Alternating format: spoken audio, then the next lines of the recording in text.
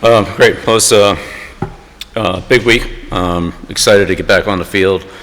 Not that we were on the field last week, but we were really in direct competition in preparation for Clemson here. It's exciting to have our first ACC game. Clemson has a great program. I have a ton of respect for Coach Sweeney, his staff, the players, the program they've run there. I've had a lot of guys from Clemson through the years, and it's really those guys are tough. They love football, and they're they do it the right way. So a lot of respect for them. We're excited to get going. I think we made some improvements last week that we needed to make and kind of reset a few things. Hopefully that'll show up this week. But it's a good football team that we're prepared for, and they've lost a couple of tough games, but they're obviously have a lot of talent. Has some very explosive players on both sides of the ball, and a very experienced team as well. So they definitely know what they're doing. Turnovers have hurt them in a couple of those losses, really probably all of them. A couple plays here or there. I mean, this team could easily be 4-0. So we'll need to play. We'll need to play a solid game all the way around. That's what we're getting ready to do, and excited to prepare for these guys and be ready to go on Saturday. 12 o'clock kickoff, so get up and go game. So be a little different timing for us on the start, but again we're excited and look forward to all of it. Hey Coach, Noah Weisskopf, Tar Heel 24/7. Now that you've had about 4 weeks here, or 4 games, to look at Gio, see what he's done on the field and assess his game, what have you seen out of him and areas that he needs to improve, and any update on his health? We'll see how what he's able to do today. He didn't do much last week, but he's been in here every day working hard, getting treatment, and we'll see where he's at today. I'd say really specifically, for each player, it's all going to be kind of about the same.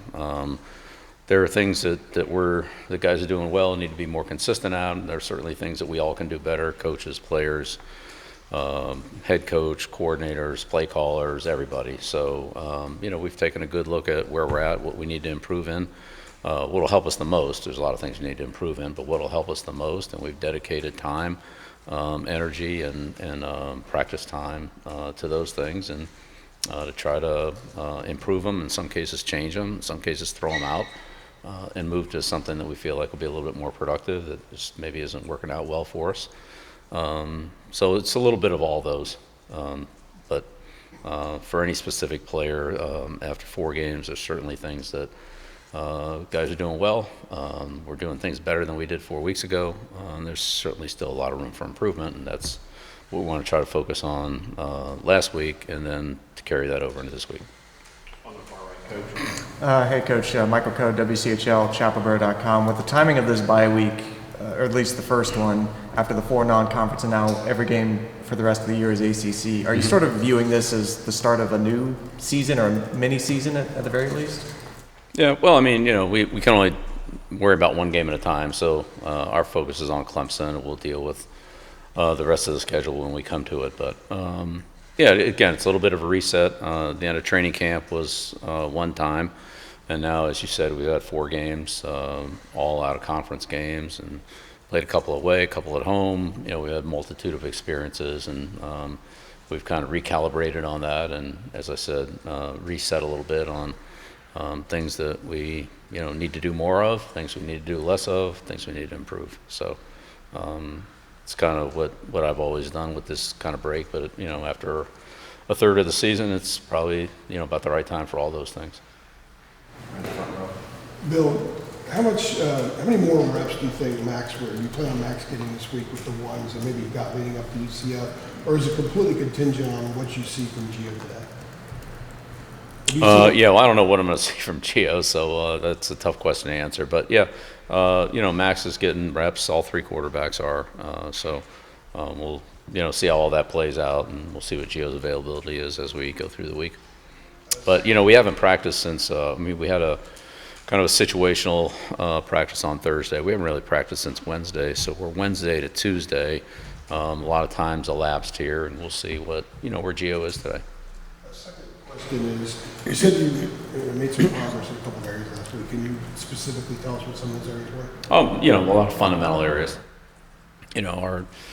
Really all of them, whether it's man coverage, zone coverage, pass blocking, pass rush, double team blocks, crack blocks, perimeter force, you name it. We addressed all the things that are, foundational to not just one play, but maybe carry over into a segment of plays or calls, and worked on those. Same thing in the kicking game, addressed each area and kind of calibrated on the punt return, kickoff return, and, address some areas that haven't been as good as we want it to be, and looked at other areas that are, I think, going pretty good, those parts of certain plays, and say, okay, we need to do those, continue to do those well, and improve in the areas that, we are still not really executing as well as we need to. Made some changes in some of the, made some adjustments in some of the things that we were doing.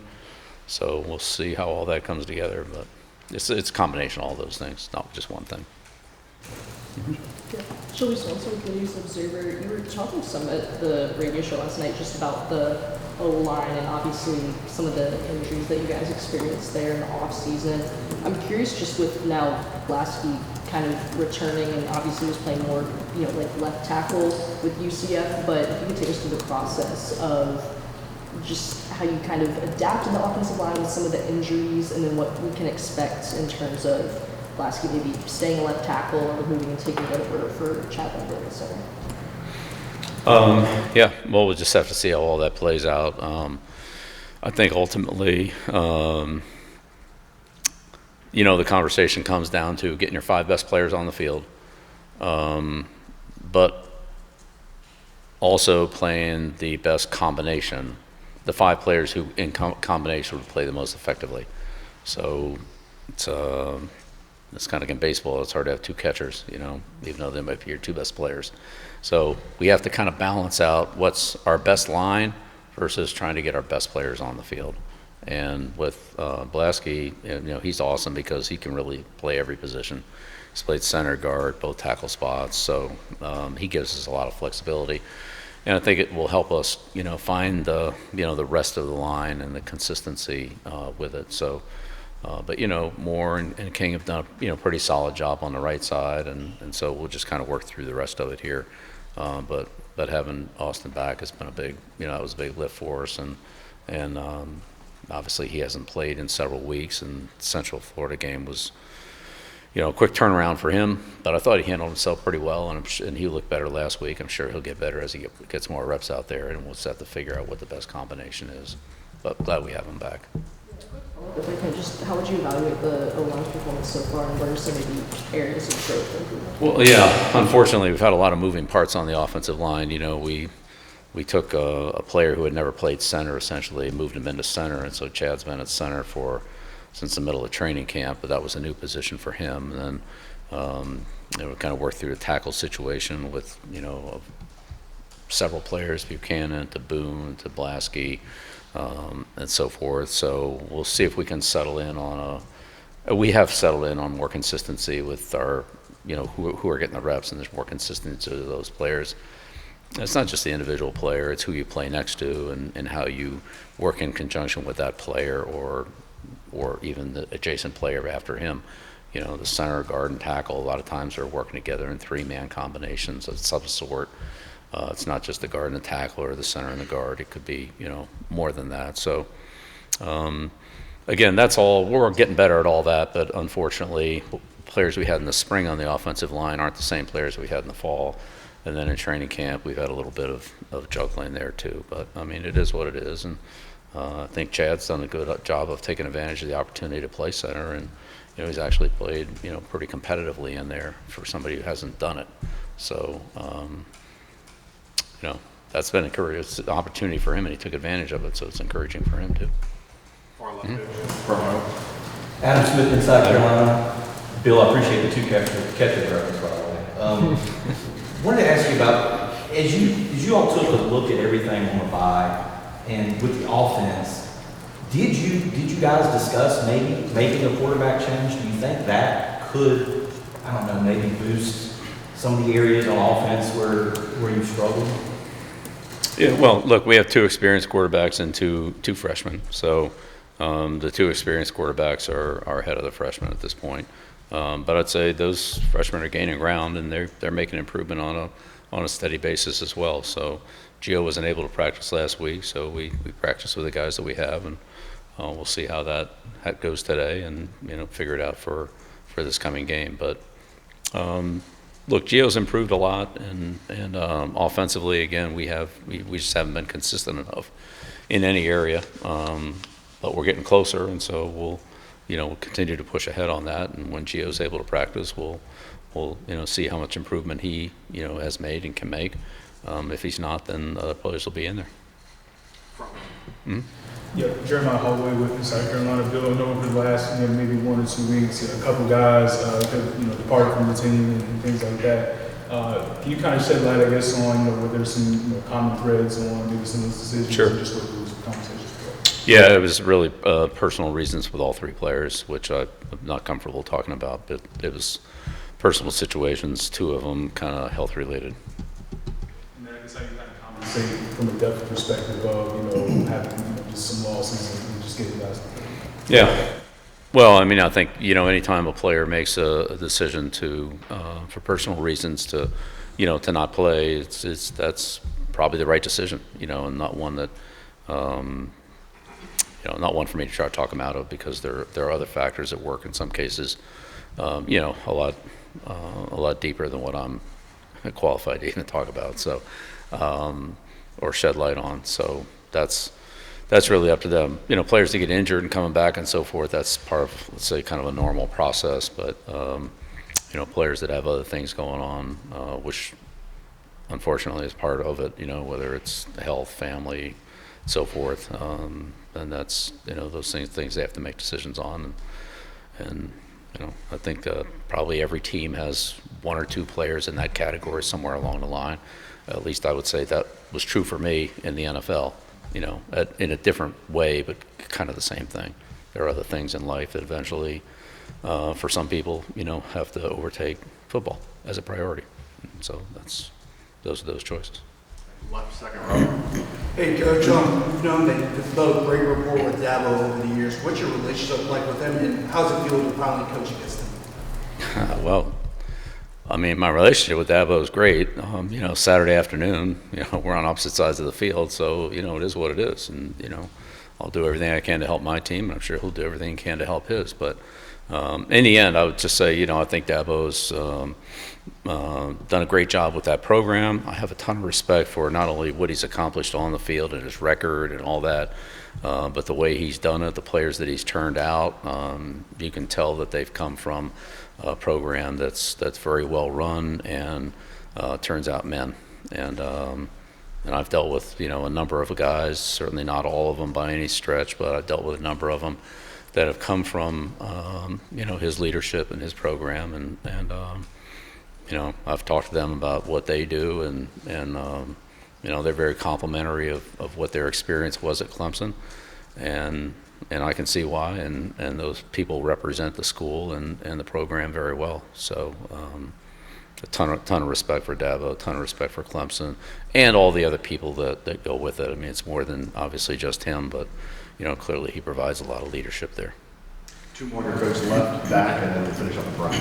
Aaron Beers, the sort of follow up on that. Dabo was saying, I think today, that he met you a couple of times when you were at the NFL, but he talked to you more in the past year, obviously, than ever before. I'm curious, what stood out to you maybe, or was surprising the more you kind of interacted with him and got to get a better feel for him as a peer in the ACC, compared to what you maybe knew when you were in the NFL and he was a college coach, sending guys to the pros?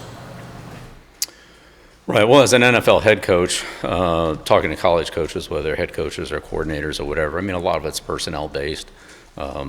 People you're thinking about drafting and how they would fit into your program and so forth, things like that. At the ACC meetings in Jacksonville, we're all in there together. Dabo spoke a number of times about various issues, and I can just tell from his comments and his opinions on certain things, where he was coming from, what his beliefs are, what's important to him, and what his convictions are, and those were all pretty consistent with what I thought they would be. But to actually, hear him articulate them and talk about things that he deals with, as the head coach at that school,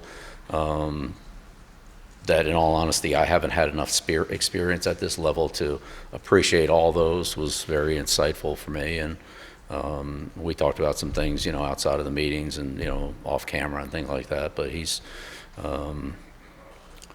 been very, I would say, helpful, in a couple of things that I've asked him about, just, in general. And I appreciate his, his openness and willingness to, try to give me some advice that I've asked for. Last one here.